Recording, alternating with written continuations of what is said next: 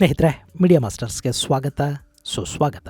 ಗೆಳೆಯರೆ, ಬಾಂಗ್ಲಾದೇಶದ ಮಾಜಿ ಪ್ರಧಾನಿ ಶೇಖ್ ಹಸೀನಾ ಪದಚ್ಯುತಗೊಂಡು ಜೀವ ಕೈಯಲ್ಲಿಟ್ಕೊಂಡು ಭಾರತಕ್ಕೆ ಬಂದಾಗ ಆಕೆಗೆ ಭಾರತ ಆಶ್ರಯ ಕೊಟ್ಟಿದ್ದು ನಿಮಗೆ ಗೊತ್ತಿದೆ. ಬಾಂಗ್ಲಾದಲ್ಲಿ ಆಕೆಯೇ ನೇಮಕ ಮಾಡಿದ್ದ ಸೇನಾ ಮುಖ್ಯಸ್ಥ, ಆಕೆಯ ಸರ್ಕಾರವನ್ನು ಕಾಪಾಡೋದಿಕ್ಕೇ ಇದ್ದ ಪೊಲೀಸರು ಎಲ್ಲ ಕೈಚೆಲ್ಲಿ ಕೂತ ನಂತರ ಬಾಂಗ್ಲಾ ಬಿಟ್ಟು ಹೊರಡಿ ಅನ್ನೋ ಒತ್ತಾಯಗಳು ಆಕೆಯ ಸಮೀಪವರ್ತಿಗಳು ಮತ್ತು ಆಕೆಯ ಮಗ ಕೂಡ ಮಾಡೋದಕ್ಕೆ ಶುರು ಮಾಡಿದ ನಂತರ ಕೂಡ ನಾನು ದೇಶ ಬಿಟ್ಟು ಹೋಗೋದಿಲ್ಲ ಅಂತ ಹಠ ಹಿಡಿದು ಕೂತಿದ್ದ ಹಸೀನಾ ಅಲ್ಲಿಂದ ತರಾತುರಿಯಲ್ಲಿ ಹೊರಡೋದಕ್ಕೆ ಕಾರಣ ಆಗಿದೆಯೇನು? ಇನ್ನು ಭಾರತದ ಸರ್ಕಾರ ಬಾಂಗ್ಲಾದ ಈಗಿನ ಹಂಗಾಮಿ ಸರ್ಕಾರದ ಜೊತೆಗಿನ ಕೆಡ್ತಾ ಇರೋ ಸಂಬಂಧಗಳನ್ನು ಕೂಡ ಲೆಕ್ಕಕ್ಕೆ ತಗೊಳ್ಳದೆ ಹಸೀನಾಗೆ ಆಶ್ರಯವನ್ನು ಕೊಟ್ಟು ಅದನ್ನು ಮುಂದುವರಿಸ್ತಾ ಇರೋದು ಯಾಕೆ ಅನ್ನೋ ಪ್ರಶ್ನೆಗಳಿಗೆ ಒಂದಷ್ಟು ಉತ್ತರಗಳು ಸಿಗ್ತಾ ಇವೆ. ಅಷ್ಟೇ ಅಲ್ಲ, ಹಸೀನಾ ಸರ್ಕಾರ ಹೇಗೆ ಪತನವಾಯಿತು, ಅದಕ್ಕೆ ಕಾರಣಗಳೇನು, ಆಕೆ ನಂಬಿದ್ದವರೇ ಆಕೆಗೆ ಹೇಗೆ ಕಡೆ ಕ್ಷಣದಲ್ಲಿ ಕೈ ಕೊಟ್ಟರು ಅನ್ನೋದನ್ನು ವಿವರಿಸುವ ಪುಸ್ತಕವೊಂದು ಮಾರುಕಟ್ಟೆಗೆ ಬರ್ತಾ ಇದೆ. ಅಂದಹಾಗೆ ಅಂತಿಮ ಕ್ಷಣದಲ್ಲಿ ಹಸೀನಾ ಪ್ರಾಣನ ಕಾಪಾಡಿದ್ದು ಒಂದು ಫೋನ್ ಕಾಲ್. ಹಾಗಾದರೆ ಯಾವುದದು ಕಾಲ್, ಅದು ಎಲ್ಲಿಂದ ಬಂತು, ಅಲ್ಲವತ್ತು ಏನಾಯಿತು ಅನ್ನೋ ಬಗ್ಗೆ ಒಂದಷ್ಟು ಮಾಹಿತಿಯನ್ನು ನಾವಿಲ್ಲಿ ನೋಡೋಣ.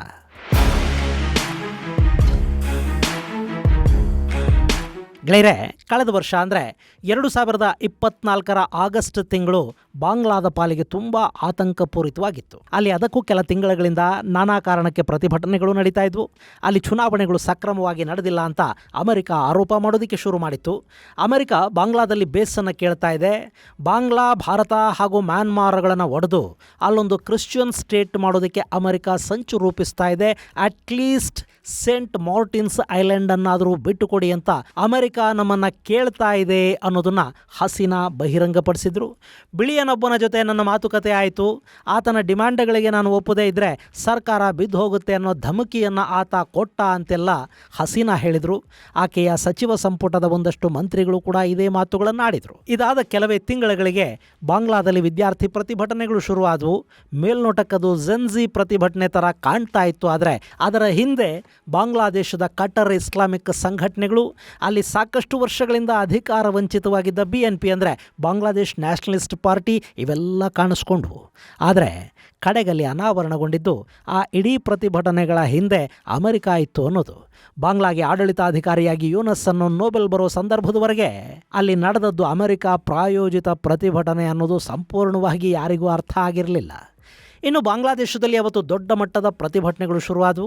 ವಿದ್ಯಾರ್ಥಿಗಳ ಹೆಸರಿನ ಗೂಂಡಾ ಪಡೆ ಸಿಕ್ಕ ಸರ್ಕಾರಿ ಆಸ್ತಿಗಳಿಗೆ ಬೆಂಕಿ ಹಚ್ಚುತ್ತಾ ಢಾಕಾದಲ್ಲಿನ ಪ್ರಧಾನಿಯ ನಿವಾಸದ ಕಡೆಗೆ ಹೆಜ್ಜೆ ಹಾಕ್ತಾ ಇತ್ತು.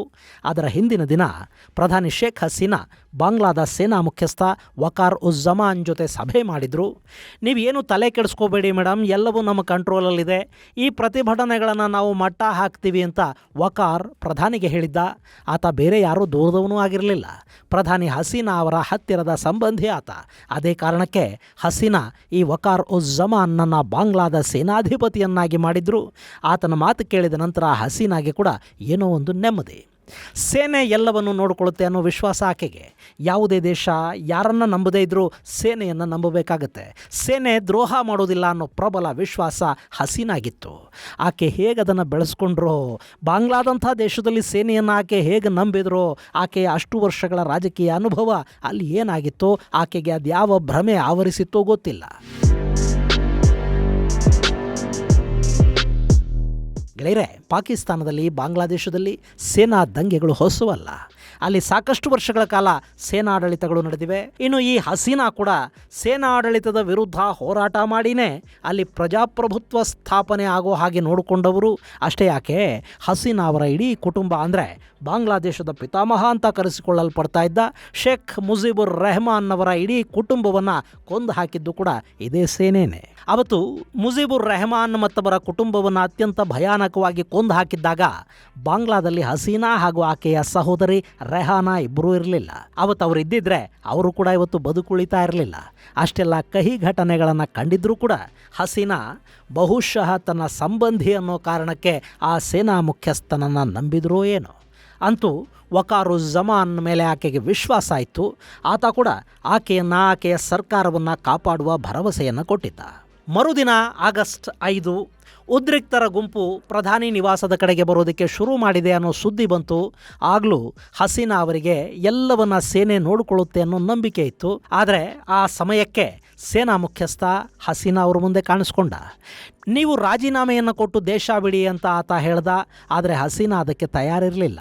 ನಾನು ಓಡಿ ಹೋಗೋದಿಲ್ಲ, ಪರಿಸ್ಥಿತಿಯನ್ನು ನೀವು ನಿಭಾಯಿಸಿ, ಇದು ಸಂಚಿನ ಕಾರಣಕ್ಕೆ ನಡೀತಿರೋ ಪ್ರತಿಭಟನೆ, ಇದರ ಹಿಂದೆ ಯಾರಿದ್ದಾರೆ ಅನ್ನೋದನ್ನು ನೋಡಿ ಮಟ್ಟ ಹಾಕೋದಕ್ಕೆ ಬೇಕಾದ ಕ್ರಮಗಳನ್ನು ತಗೊಳ್ಳಿ ಅಂದರು ಹಸೀನಾ. ಆದರೆ ಅಷ್ಟೊತ್ತಿಗೆ ಸೇನಾ ಮುಖ್ಯಸ್ಥನ ನಿಯತ್ತೇ ಬದಲಾಗಿ ಹೋಗಿತ್ತಾ ಗೊತ್ತಿಲ್ಲ. ಆದರೆ ಅಂಥದ್ದೊಂದು ಮಾಹಿತಿಯನ್ನು ಹೊರಹಾಕ್ತಾ ಇರೋದು ಹೊಸದಾಗಿ ಬಿಡುಗಡೆ ಆಗ್ತಾ ಇರೋ ಪುಸ್ತಕ. ಅದರ ಹೆಸರು ಇನ್ಶಾ ಅಲ್ಲಾ ಬಾಂಗ್ಲಾದೇಶ.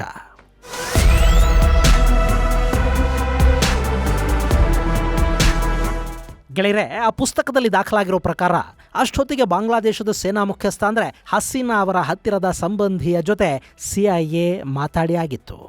ಆತನನ್ನು CIA ಖರೀದಿ ಮಾಡಿತ್ತು. ಅಮೆರಿಕಾದ ಶಕ್ತಿಯ ಮುಂದೆ, ಅವರ ಆಮಿಷಗಳ ಮುಂದೆ ಬಾಂಗ್ಲಾದ ಪ್ರಧಾನಿ, ಬಾಂಗ್ಲಾದ ಸರ್ಕಾರ, ಆ ದೇಶದ ಸಾರ್ವಭೌಮತ್ವ ಇದ್ಯಾವುದೂ ಕೂಡ ವಕಾರ್ ಉಜ್ಜಮಾನ್ ಅನ್ನೋ ಸೇನಾ ಮುಖ್ಯಸ್ಥನಿಗೆ ಮುಖ್ಯ ಅನ್ನಿಸಲಿಲ್ಲ. ಹೀಗಾಗಿ ಆಗಸ್ಟ್ 5ರಂದು ಪ್ರಧಾನಿಯ ಮುಂದೆ ನಿಂತ ವಕಾರ್ನ ದನಿ ಬದಲಾಗಿತ್ತು. ಪ್ರತಿಭಟನಾಕಾರರನ್ನು ಪ್ರಧಾನಿಯ ಅಧಿಕೃತ ನಿವಾಸ ಗಾನಾ ಭವನ್ಗೆ ಕರೆಸ್ಕೊಂಡು ಮಾತುಕತೆ ಮಾಡಿ, ನೀವು ಕೂಡ ದೇಶ ಬಿಟ್ಟು ತಕ್ಷಣ ಹೊರಟು ಬಿಡಿ ಅಂತ ಸೇನಾ ಮುಖ್ಯಸ್ಥ ಸಲಹೆ ಕೊಟ್ಟ. ಅದರ ಅರ್ಥ ಅಧಿಕಾರ ಹಸ್ತಾಂತರ ಮಾಡಿ ನೀವಿಲ್ಲಿಂದ ಹೊರಡಿ ಅನ್ನೋ ಸೂಚನೆ. ಅಷ್ಟೊತ್ತಿಗೆ ಹಸೀನಾಗೆ ಅತ್ಯಾಪ್ತರಾಗಿದ್ದ ಸಾಕಷ್ಟು ಜನ ಆಕೆಗೆ ಅದೇ ರೀತಿಯ ಸಲಹೆಯನ್ನು ಕೊಟ್ಟಾಗಿತ್ತು. ಆಕೆಯ ಮಗ ಸಜ್ಜಾದ್ ವಾಜಿದ್ ಅಮೆರಿಕಾದಿಂದ ಕರೆ ಮಾಡಿ ದೇಶ ಬಿಟ್ಟು ಹೊರಡಿ ಅಂತ ತಿಳಿಸಿದ್ದ. ರೆಹಾನಾ ಮಗಳು ಬ್ರಿಟನ್ನ ಸಂಸದೆ ಕೂಡ ಕಾಲ್ ಮಾಡಿದ್ರು. ಆಕೆ ಕೂಡ ಸಾಕಿನ್ನು ಬಾಂಗ್ಲಾದಿಂದ ನೀವು ಹೊರಟು ಬಿಡಿ ಅಂತ ಹೇಳ್ತಾ ಇದ್ರು.